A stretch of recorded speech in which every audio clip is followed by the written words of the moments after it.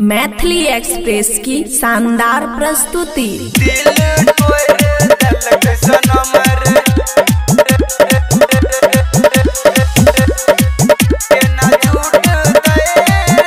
खुशी recording studio बलुआहा। दिल के बात हम कहे छियो, दिन रात टेंशन में रहे छियो,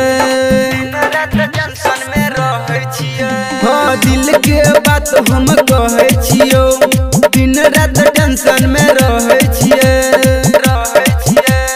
मन लागै न जोइया से छोड़ देलकै रे, मन लागै न जोइया से छोड़ देलकै रे, कि दिल तोड़ देलकै सनम रे, केना झूठतै रे, दिल तोड़ देलकै सनम रे, केना झूठतै रे,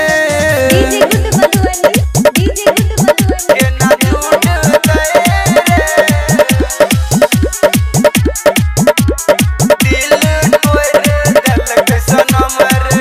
प्यार रहे रे हमार, जान रहे रे हमार, जब से धोखा देलकै दिल रोवे छे बेचारा, दिल रोवे छे बेचारा।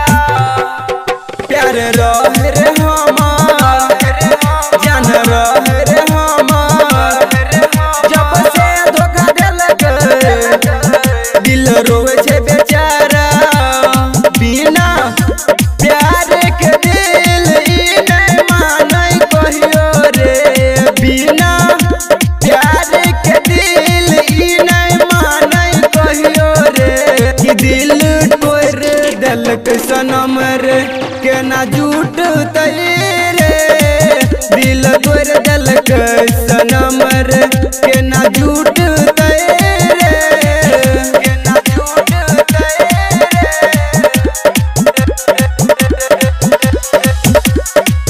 केना झूठतै रे। खुशी रिकॉर्डिंग स्टूडियो बलुआहा।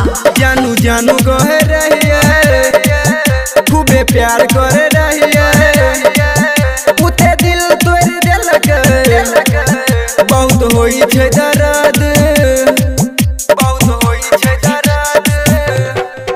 जानू जानू कहे रहिए, खूबे प्यार करे रहिए, उते दिल तोड़ देलकै, बहुत होई छै दर्द। दीपक अजय के प्यार के समझ न पइलै रे, सुभाष जीतू के प्यार के समझ न पइलै रे, कि दिल तोड़ देलकै सनम रे, केना झूठतै रे, दिल तोड़ देलकै सनम रे, केना झूठतै रे। खुशी रिकॉर्डिंग स्टूडियो बलुआहा।